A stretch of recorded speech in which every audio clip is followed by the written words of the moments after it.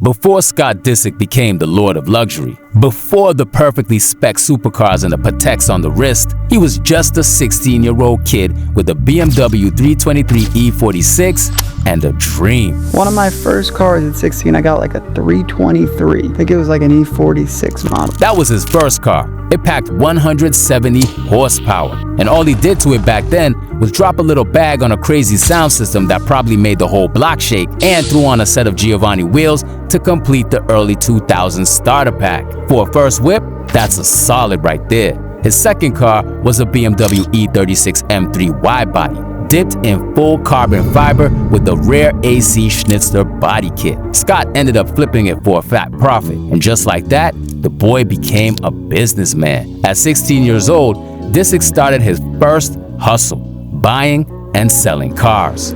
Fast forward a few years, and his garage turned into a rotating showroom of exotic excellence. Car-wise, this man is actually keeping up with the Kardashians. Now, before getting into his current fleet and ranking, let's run through his car history fast.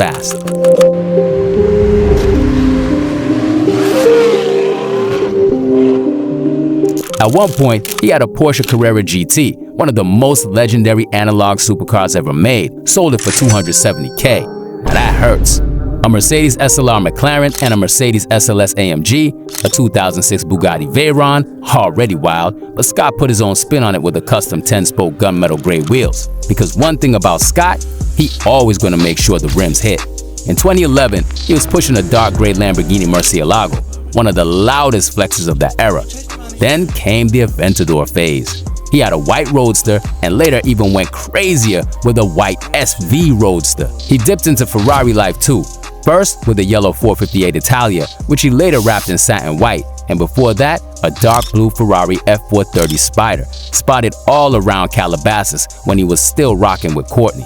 But his taste went way beyond supercars. He had a whole royal fleet of Rolls-Royce Phantom drophead coupes, plural, a Bentley Mulsanne, and a Bentley Flying Spur for the bossy weekday moves. Not every pick was a hit though. That BMW i8 he had, low-key looked like ass. But hey, Disick tried it. He even had a wild green 1967 Shelby Mustang off-road build, plus a Mercedes G-Wagon 4x4 squared for when he felt like flexing in the valley and parking malls. This man had too many cars to count. But now that we got down to the car history, it's time to break down what he's holding today.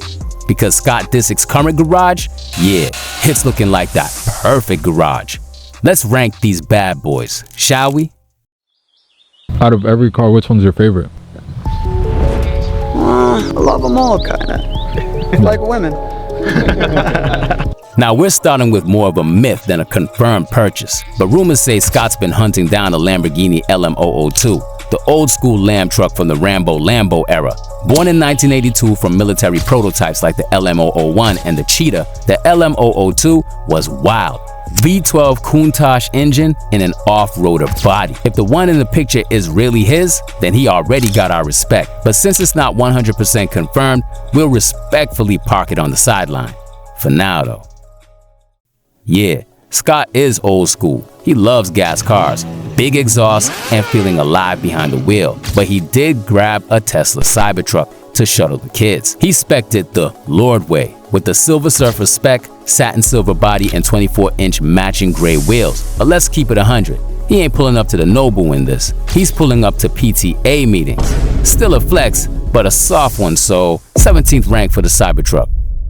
After Silver Surfer, here we got the Sandman. Now this EV got more flavor for show. Wrapped in Inezotec Super Gloss sand, this Hummer EV looks like it just rolled off a Mad Max set. Military vibes, off-road stance, futuristic approach. Still electric, but more tactical luxury. While he usually does his cars in shades of gray or silver, he wanted to switch it up with this Humvee, and honestly, the wrap color looks excellent. It's a step up from the Cybertruck, but it's still not touching the gas gang in the garage. So, 16th place.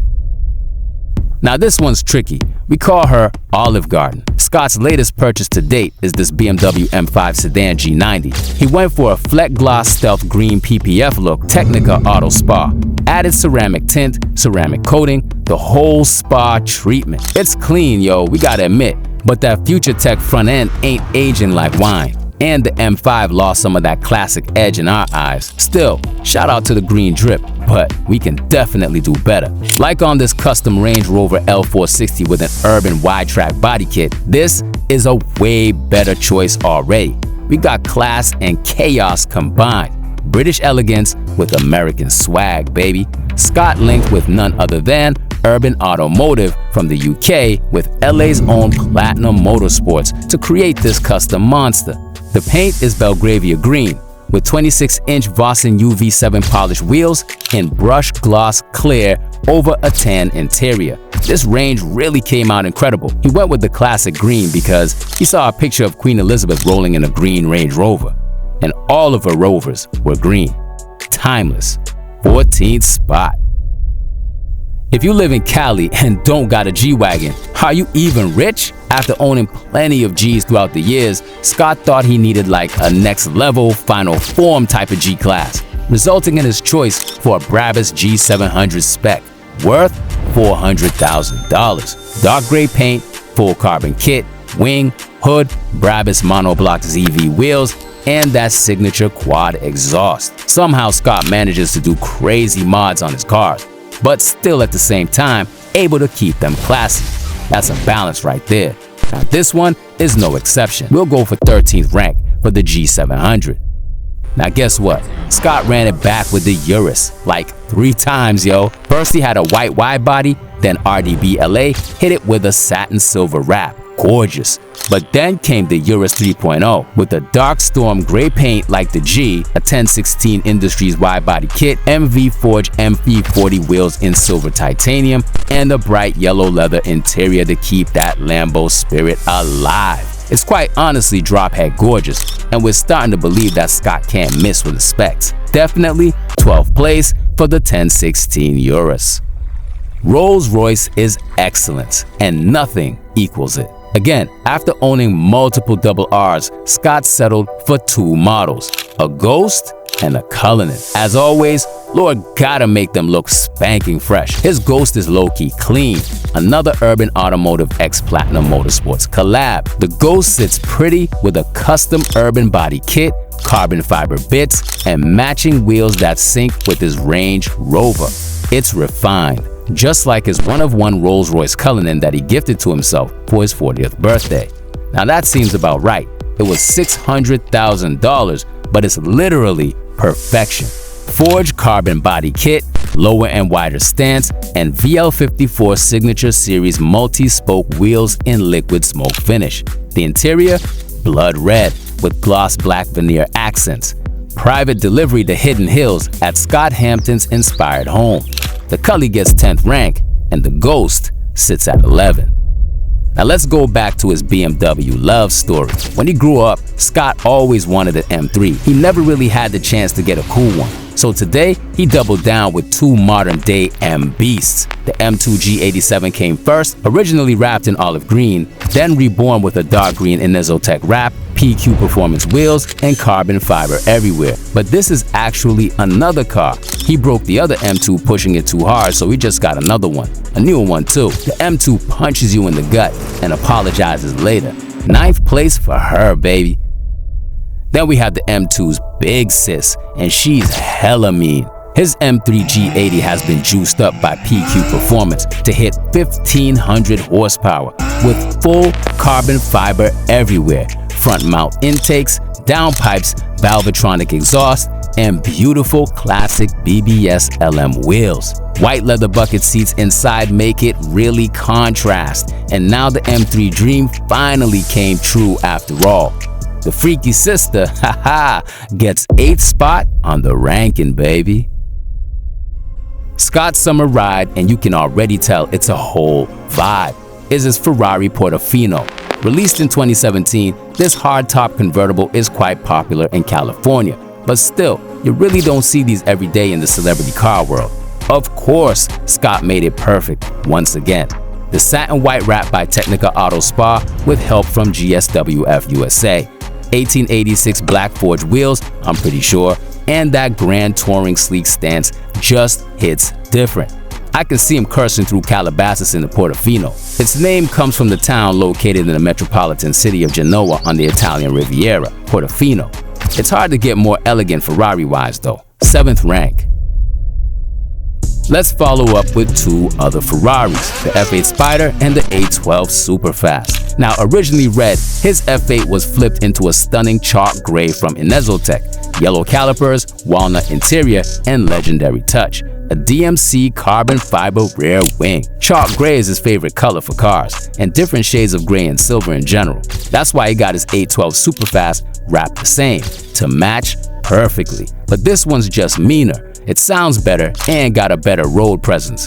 That DMC carbon wing beefs up the back once again, and it's simply the more raw, untamed Ferrari. If the F8 is your pretty cousin, the A12 is your ex you still dream about.